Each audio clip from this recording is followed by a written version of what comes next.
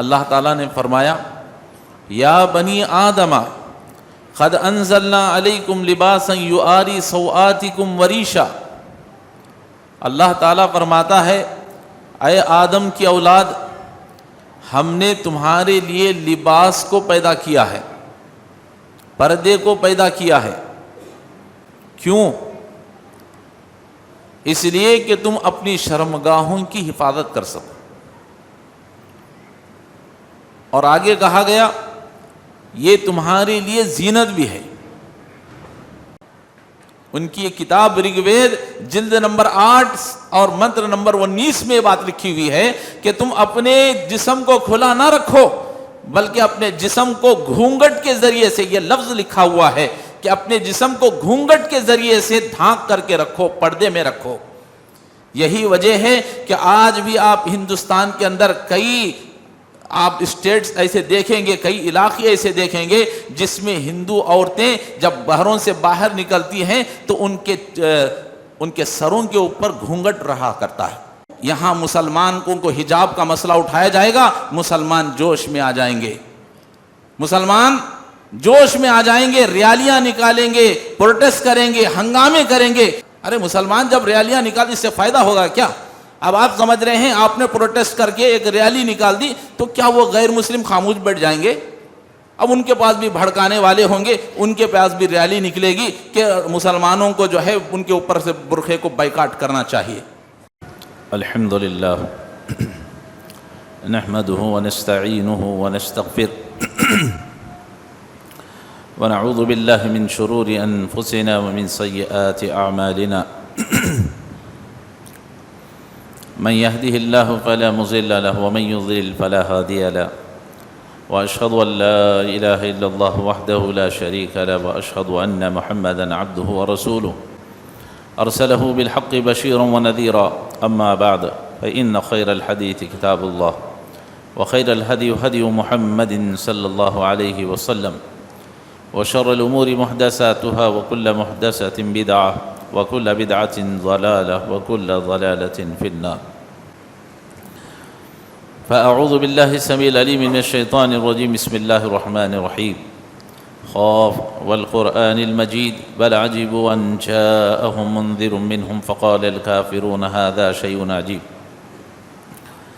أئذا متنا وكنا ترابا ذلك رجل بعيد قد علمنا ما تنقص الأرض منهم وعندنا كتاب حفيظ بل كذبوا بالحق لما جاءهم فهم في أمر مريج أفلم ينظروا إلى السماء فوقهم كيف بنيناها وزيناها وما لها من فروج والأرض مددناها وألقينا فيها رواسي وأنبتنا فيها من كل زوج بهيج تبصرة وذكرى لكل عبد منيب ونزلنا من السماء ماء مباركا فأنبتنا به جنات محب الحصيد والنخل باسقات لها تلع نزيد رزقا للعباد وأحيينا به بلدة ميتا كذلك الخروج۔ قال الله تبارك وتعالى في موضع آخر، بسم الله الرحمن الرحيم، يا بني آدم قد أنزلنا عليكم لباسا يواري سوآتكم وريشا۔ وقال الله تعالى يا بني آدم لا يفتننكم الشيطان كما أخرج أبويكم من الجنة ينزع عنهما لباسهما ليريهما سوآتهما۔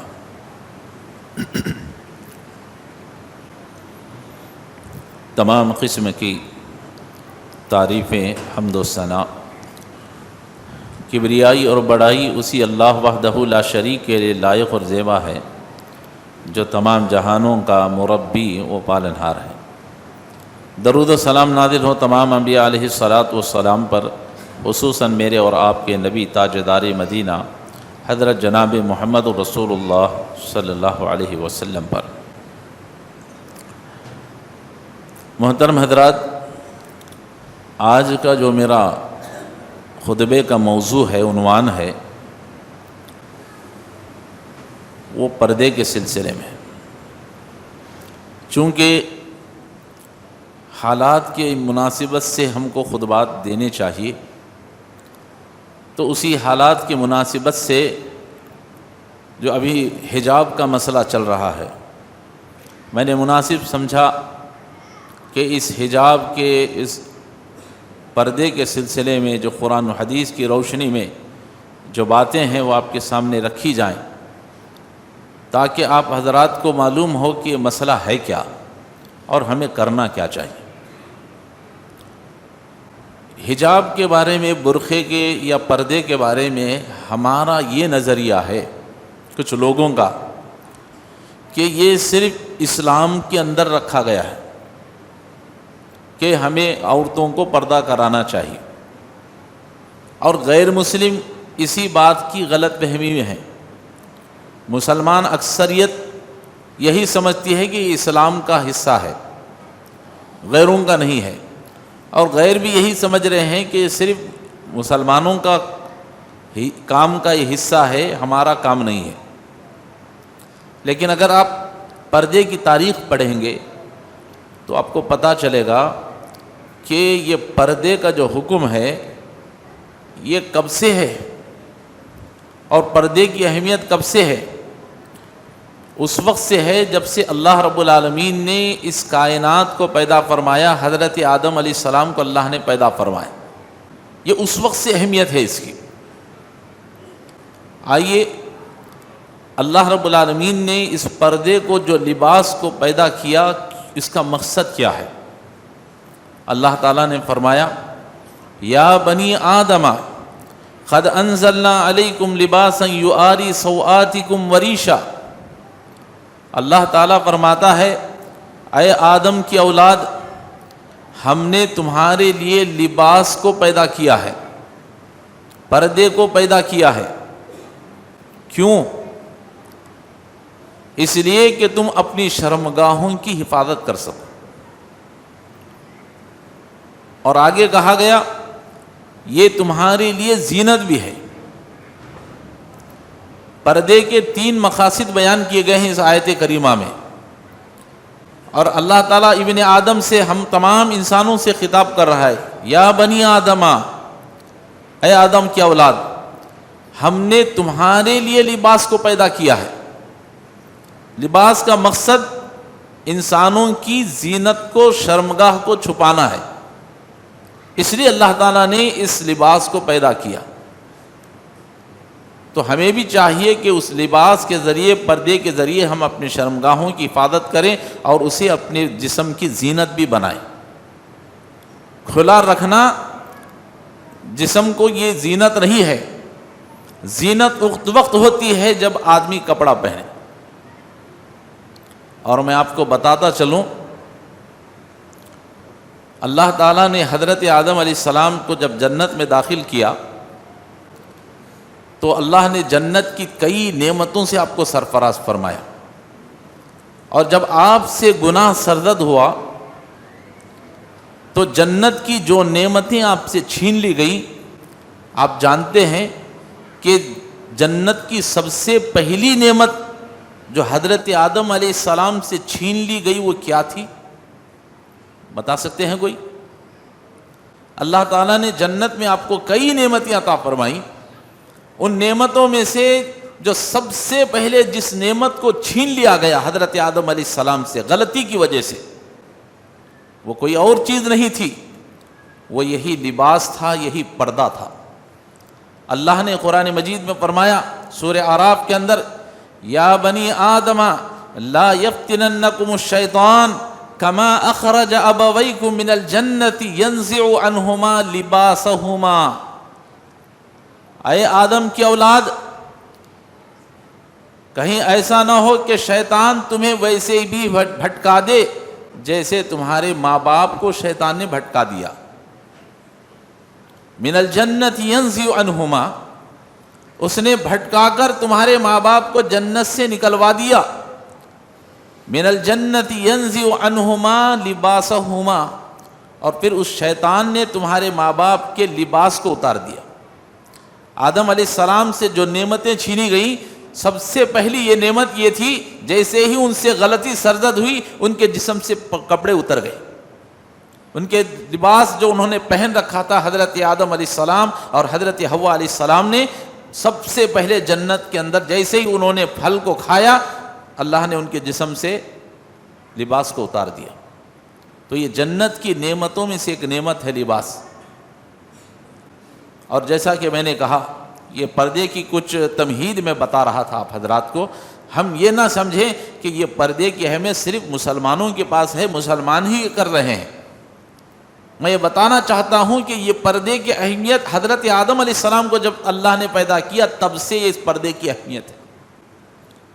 اور ہم مسلمان یہ سمجھتے ہیں کہ یہ صرف مسلمانوں کی کتابوں میں لکھا ہوا ہے، قرآن مجید میں اللہ کے نبی صلی اللہ علیہ وسلم کی تعلیمات ہیں، باقی دھرموں کے اندر یہ چیز نہیں ہے، ہم یہ سمجھتے ہیں. لیکن اگر ہم تاریخ کا مطالعہ کرتے ہیں، کتابوں کو پڑھتے ہیں، تو پتہ چلتا ہے کہ دوسرے مذاہب کے کتابوں کے اندر بھی پردے کو پہننا لازم قرار دیا گیا. یہ الگ چیز ہے کہ لوگوں نے اس کو بدل دیا. یہود و نصارہ، آئیے میں کچھ مثالیں آپ کے سامنے پیش کرتا ہوں. یہودی جو اسلام کے کٹر دشمن ہیں، اگر آپ ان کی کتابوں کا مطالعہ کریں گے تو پتہ چلے گا کہ ان کے مذہب میں بھی پردے کی اہمیت بیان کی گئی ہے.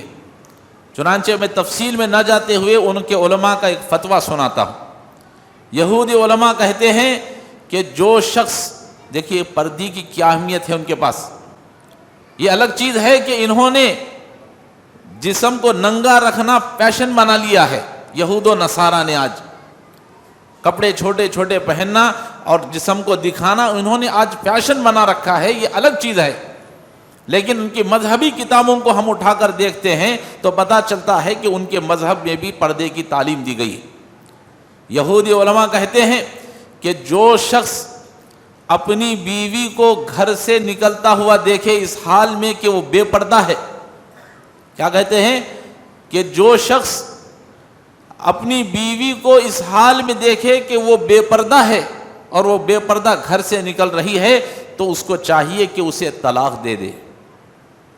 اللہ اکبر. یہودیوں کی کتاب میں پردے کی اتنی سخت ممانعت ہے. اور آپ عیسائی مذہب کو اٹھا کر دیکھیں، ان کی تعلیمات میں، ان کی کتابوں کے اندر بھی پردے کا حکم دیا گیا. یہ الگ چیز ہے کہ وہ لوگ پردہ نہیں کرتے ہیں، فیشن کے نام سے انہوں نے اس چیزوں کو چھوڑ دیا ہے. میں مثال دے رہا ہوں، غور فرمائیے گا.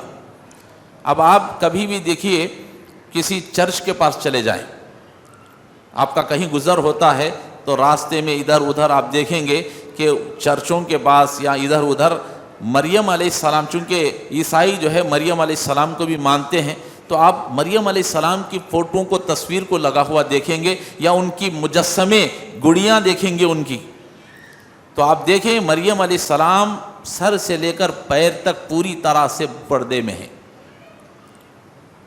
ان کی جو تصویریں لگی ہوں گی آپ ان کو غور فرمائیں. مریم علیہ السلام کی جو تصویر بنائی جاتی ہے یا کوئی گڑی بنائی جاتی ہے، اسٹیٹو بنایا جاتا ہے، تو آپ دیکھیں کہ سر سے لے کر پیر تک وہ پوری طرح سے پردے میں ہے، صرف ان کا چہرہ نظر آ رہا ہو. اور آپ جائیں، آج بھی عیسائیوں کے جو چرچ ہیں ان کے وہاں جا کر کے دیکھیں آپ، ان کی جو عورتیں ہیں جن کو نن کہا جاتا ہے، ان کی زبان میں ان کو نن کہا جاتا ہے اور اردو زبان میں اسے راہبہ کہا جاتا ہے، اور ہمارے کرنول کی زبان میں ان کو سسٹر کہا جاتا ہے. وہ لوگوں کو آپ دیکھیں گے، ان عورتوں کو دیکھیں گے تو وہ سر سے لے کر پیر تک پردے میں ہیں. اگر آپ تازی مثال لینا چاہتے ہیں تو آپ آج کرنول کا جو ایک ہاسپٹل ہے جس کو گوشا ہاسپٹل کے نام سے لوگ جانتے ہیں، یا پھر بوڑکیاں کے، ہمارے کرنول کی زبان میں بوڑکیاں کی ہاسپٹل، آپ اس کو جا کر کے دیکھیں. جب آپ وہاں جائیں گے تو وہاں کے نرسوں کو آپ دیکھیں گے، سسٹرز کو دیکھیں گے، وہ سر سے لے کر پیر تک پردے میں ہیں. کیوں؟ اس لیے کہ عیسائی مذہب میں بھی انہیں پردے کی تعلیم دی گئی ہے.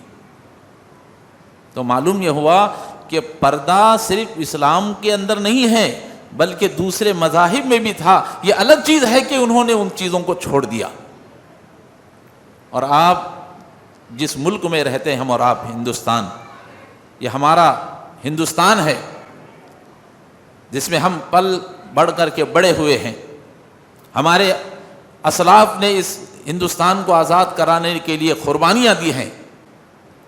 وہاں جو ایک قوم بستی ہے جس کو ہم ہندو کے نام سے جانتے، کیا ہندوؤں کی تعلیم کے اندر پردے کی اہمیت نہیں ہے؟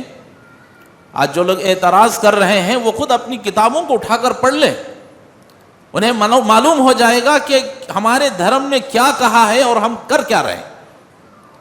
ان کی دھرموں کی جو بہت سی کتابیں ہیں، بھگوت گیتا ہے، پلا ہے، انہی میں سے ایک کتاب ہے جس کا نام ہے رگ وید۔ ہندوؤں کی ایک بڑی مشہور کتاب ہے جس کا نام ہے رگ وید، جلد نمبر 8 منتر نمبر 19، جلد نمبر 8 اور منتر نمبر 19 کو آپ اٹھا کر دیکھیں۔ اس میں عورتوں کے بارے میں کہا جا رہا ہے کہ ایشور نے عورتوں کو، اس میں لکھا جا رہا ہے کہ ایشور نے عورت بنایا ہے، ایشور نے تم کو عورت بنایا ہے، تم اپنی نگاہوں کو نیچے رکھو۔ اس کتاب میں سینٹنس لکھا ہوا ہے، منتر نمبر 19 میں، ایشور نے تمہیں عورت بنایا ہے، تم اپنی نگاہوں کو نیچے رکھو اور اپنے جسم کو کھلا نہ رکھو، اپنے جسم کو ڈھانکنے کے لیے گھونگھٹ کا استعمال کرو۔ ان کی ایک کتاب رگ وید جلد نمبر 8 اور منتر نمبر 19 میں بات لکھی ہوئی ہے کہ تم اپنے جسم کو کھلا نہ رکھو بلکہ اپنے جسم کو گھونگھٹ کے ذریعے سے، یہ لفظ لکھا ہوا ہے کہ اپنے جسم کو گھونگھٹ کے ذریعے سے ڈھانک کر کے رکھو، پردے میں رکھو۔ یہی وجہ ہے کہ آج بھی آپ ہندوستان کے اندر کئی آپ اسٹیٹس ایسے دیکھیں گے، کئی علاقے ایسے دیکھیں گے جس میں ہندو عورتیں جب گھروں سے باہر نکلتی ہیں تو ان کے سروں کے اوپر گھونگھٹ رہا کرتا ہے۔ اس کی تازی مثال، اب دور جانے کی ضرورت نہیں ہے، ہمارے کرنول میں ہی ہندوؤں کی ایک قسم کی ذات ہے جس کو مارواڑی کہا جاتا ہے۔ مارواڑی عورتیں، آپ ان کو غور سے دیکھیں، آپ کو پتہ چلے گا کہ وہ گھروں سے باہر نکلتی ہیں تو مارواڑی عورتیں اپنے سروں پر گھونگھٹ ڈال کر کے نکلتی ہیں۔ ان کے گھروں میں بھی رہتی ہیں تو گھونگھٹ اوڑھ کر رہتی ہیں، بازاروں میں بھی نکلتی ہیں تو وہ گھونگھٹ پہن کر کے نکلتی ہیں۔ کیوں؟ اس لیے کہ ان کے مذہب کے اندر بھی انہیں پردے کا حکم دیا گیا ہے۔ یہ الگ چیز ہے کہ یہ لوگ اس پر عمل نہیں کرتے ہیں، انہوں نے پیشن کو اختیار کر لیا ہے۔ تو میں بتانا یہ چاہتا تھا، یہودی مذہب میں بھی پردے کی تعلیم ہے، عیسائیوں کے مذہب میں بھی، کرسچنوں کے اندر بھی پردے کی تعلیم ہے، اور ہندوؤں کی کتابوں کے اندر بھی پردے کی تعلیم دی گئی ہے۔ اور جہاں وہاں مذاہب کے لوگوں کو تعلیم دی گئی تو سب سے زیادہ تعلیم اسلام نے مسلمانوں کو بھی دی ہے کہ مسلمان ان سے زیادہ پردے کرنے والے بن جائیں۔ چنانچہ مسلمانوں کی ایک مثال میں پیش کر رہا ہوں، حضرت عمر رضی اللہ تعالیٰ عنہ، 5 ہجری کی یہ بات ہے کہ حضرت ابھی پردے کا حکم نازل نہیں ہوا تھا۔ حضرت عمر رضی اللہ تعالیٰ عنہ ایک مرتبہ اللہ کے نبی صلی اللہ علیہ وسلم کے پاس آتے ہیں اور آ کر کہتے ہیں، اللہ کے رسول، آپ کے گھر میں اچھے لوگ بھی آتے ہیں، برے لوگ بھی آتے ہیں۔ اللہ کے رسول کے پاس لوگ ملنے کے لیے آتے تھے۔ تو حضرت عمر رضی اللہ تعالیٰ عنہ کہتے ہیں، اللہ کے رسول، میں دیکھتا ہوں کہ آپ کے گھر میں اچھے لوگ بھی آ رہے ہیں، برے لوگ بھی آ رہے ہیں۔ اللہ کے رسول، امہات المومنین سامنے سے گزرتی رہتی ہیں، ان کی نگاہیں امہات المومنین پر پڑتی ہیں۔ اللہ کے رسول، مجھے اچھا نہیں لگتا۔ اللہ کے رسول، میری درخواست ہے آپ سے کہ آپ امہات المومنین کو پردے کا حکم دیں۔ کون کہہ رہے ہیں؟ حضرت عمر رضی اللہ تعالیٰ عنہ۔ ابھی پردے کا حکم نازل نہیں ہوا تھا۔ اللہ اکبر۔ حضرت عمر رضی اللہ تعالیٰ عنہ یہ وہ ہستی ہیں کہ اللہ نے ان کی خواہشات کے اوپر اللہ نے قرآن مجید میں آیتوں کو نازل فرمایا۔ کہتے ہیں، اللہ کے رسول، میری درخواست یہ ہے کہ آپ امہات المومنین کو پردے کا حکم دیں۔ اللہ رب العالمین نے حضرت عمر رضی اللہ تعالیٰ عنہ کی درخواست کو قبول فرمایا، اور اسی وقت ابھی عمر رضی اللہ تعالیٰ عنہ اٹھے بھی نہیں تھے، اللہ نے جبرائیل علیہ السلام کے ذریعے سے پیغام بھیجا، فرمایا، یا ایھا النبی، اے نبی صلی اللہ علیہ وسلم، قل لازواجک وبناتک ونساء المؤمنین، اے نبی صلی اللہ علیہ وسلم، آپ اپنی بیوی کو پردے کا حکم دیں، آپ اپنے بیویوں کو پردے کا حکم دیں اور اپنی بیٹیوں کو پردے کا حکم دیں، ونساء المؤمنین، اور مومنوں کی، مومن مردوں کی جو عورتیں ہیں، آپ ان مومنہ عورتوں کو بھی حکم دیں کہ وہ پردے کے ساتھ رہا کریں۔ اسلام نے بھی حکم دیا۔ یہاں اللہ نے سب سے پہلے نبی کو حکم دیا آپ اپنی بیوی اور بچوں کو پردے کا حکم کریں. اور پھر اللہ نے دوسری آیت، یہ آیت سورہ احزاب کے اندر اللہ رب العالمین نے لکھی ہے، اور وہ آیت کریمہ ہے 50/9، سورہ احزاب آیت نمبر 50/9 ہے، جس میں اللہ رب العالمین نے نبی کو حکم دیا کہ اپنے بیوی اور بچوں کو پردہ کرائیں. پھر اللہ نے سورہ نور کی آیت نازل فرما دی، وَقُلْ لِلْمُؤْمِنَاتِ يَغْضُضْنَ مِنْ أَبْصَارِهِنَّ وَيَحْفَظْنَ فُرُوجَهُنَّ. سورہ نور آیت نمبر 30/1 اللہ تعالیٰ نے فرمایا اے نبی مومنین عورتوں سے کہہ دیجئے کہ وہ اپنی نگاہوں کو نیچے رکھیں اور ان کے جسموں پر وہ پردے کو ڈھانپ لیا کریں. محترم حضرات، جہاں دوسرے مذاہب میں اللہ نے پردے کا حکم دیا تھا، مسلمانوں کو اس سے کہیں زیادہ درجے پابندی کرنے کا حکم دیا کہ وہ پردے کی پابندی کریں. لیکن افسوس، آج مسلمان عورتیں جیسے پردہ کرنا چاہیے تھا، جیسے اللہ نے پردہ کرنے کا حکم دیا ہے، آج ہم ویسے عورتیں پردہ نہیں کرتے. افسوس کی بات ہے، افسوس کی بات ہے. ہماری عورتیں جیسے انہیں پردے کا حکم دیا گیا ویسے عورتیں آج پردہ نہیں کر رہی ہیں. اسی لیے اکبر الہ آبادی نے کہا تھا کہ بے پردہ نظر آئی جو کل چند بیویاں.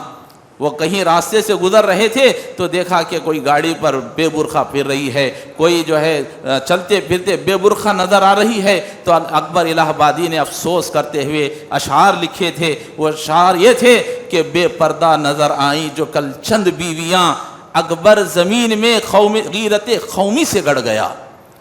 کیا کہتے ہیں اکبر الہ آبادی؟ جب میں نے ان عورتوں کو دیکھا تو اکبر زمین میں غیرت قومی سے گڑ گیا. پوچھا جو ان سے کہ تمہارا پردہ یہ کیا ہوا؟ تو کہنے لگی عقل پہ مردوں کے پڑ گیا. کیا کیا؟ اکبر الہ آبادی نے کہا کہ ان سے پوچھا گیا کہ تمہارا یہ پردہ کیا ہوا؟ تو کہنے لگی عقل پہ مردوں کی پڑ گیا. مردوں نے عورتوں کو ڈھیل دے دیا. اب عورتوں نے مردوں کے آنکھوں پر پٹا ڈال دیا اور ان کے آنکھوں پر پردہ ڈال دیا. اور آج ہماری خواتین کو دیکھیں، بے نقاب ہو کر کے، بے پردہ ہو کر کے، بے حجاب ہو کر کے بازاروں میں پھرتی ہوئی نظر آتی ہیں. کتنے بڑے افسوس کی بات ہے. تو یہ تمام چیزیں میں نے ایک کے بعد ایک رکھی ہیں. اب اصل میں مسئلے پر آتا ہوں، چونکہ وقت بہت مختصر سا ہے. اب جو مسئلہ اٹھا ہے حجاب کا مسئلہ کرناٹک کے اندر، یہ اس کا مسئلے کا حل کیا ہے؟ یہ مسئلہ ہے کیا چیز؟ ہم نے تو سن لیا کہ حجاب ہر قوم کے اندر ہے، اسلام میں بھی ہے. محترم حضرات، میری باتوں کو ذرا غور سے سنیے گا. ہمارے ملک کے اندر کچھ غیر مسلم، میرے الفاظ پر غور کیجئے، ہمارے اس ملک کے اندر، ہندوستان کے اندر کچھ غیر مسلم متشدد کہتے ہیں، سخت کٹر غیر مسلم رہنما رہتے ہیں. کٹر دشمنی رکھنے والے رہنما رہتے ہیں. رہنما کے معنی جو راستہ دکھانے والے. دوسرا وہ ہیں ہمارے ملک میں کچھ غیر مسلم متشدد کٹر سیاسی لیڈر ہیں. یہ دونوں اپنی سیٹوں کو بچانے کے لیے ہندوستان کے اندر سیاست کر رہے ہیں. انہیں بھی اپنی سیٹ بچانی ہے رہنماؤں کو، اور یہ سیاسی لیڈروں کو بھی اپنی سیٹ بچانی ہے، اپنی پارٹی بچانی ہے. تو ابھی جو حجاب کا مسئلہ ہوا ہے، یہ پہلا مسئلہ نہیں ہے. ان لوگوں کا کام ہی یہ ہے، یہ سیاسی لیڈر، یہ سیاست چلانے والے، یہ جو غیر مسلمین کے جو رہنما ہیں، ان کا کام ہی یہ ہے کہ آئے دن نئے نئے مسئلے اٹھانا. کبھی انہوں نے بابری مسجد کا مسئلہ اٹھایا، کبھی انہوں نے اذان کا مسئلہ اٹھایا، کہا کہ اذان نہیں دی جائے گی. کچھ دن پہلے نہیں اٹھا تھا کہ اذان کی وجہ سے ہمیں تکلیف ہو رہی ہے. یہ صرف حجاب کا ایک مسئلہ نہیں ہے، ایک بڑی فہرست ہے.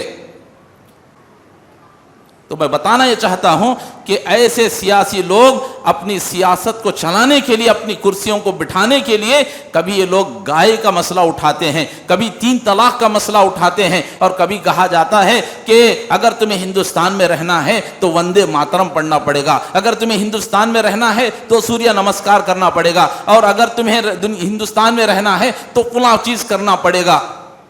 تو ایسے الگ الگ مدعے مسلمانوں کے جذبات کو اٹھانے کے لیے، ان کو بھڑکانے کے لیے، ابھی حال میں ہم نے نہیں دیکھا ایک شخص نے آواز لگائی، کہا کہ قرآن مجید سے 36 آیتوں کو، 26 آیتوں کو، 20 پر 6 آیتوں کو نکال دیا جائے۔ یہ سوچے کیوں چھوڑے جاتے ہیں؟ ایسے سوچے، اور کبھی اللہ کے نبی صلی اللہ علیہ وسلم کی شان میں گستاخی کر کے لوگوں کو اچھالنے کی کوشش کی جاتی۔